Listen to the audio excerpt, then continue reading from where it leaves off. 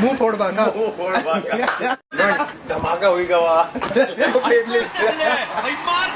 हमारी भाषा की कोई भी चीज आएगी उससे बड़ा होगा। हमारा भाषा सिनेमा से बड़ा होगा।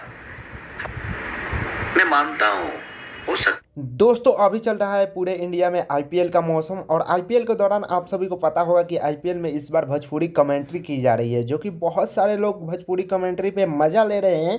लेकिन दोस्तों आप लोगों ने वीडियो क्लिप के शुरुआत में क्रिकेट किंग विराट कोहली को भोजपुरी कमेंट्री पे मज़ा लेते हुए और भोजपुरी कमेंट्री को दोहराते हुए देखा होगा, जो कि यह भोजपुरी के लिए बहुत ही गर्व की बात है।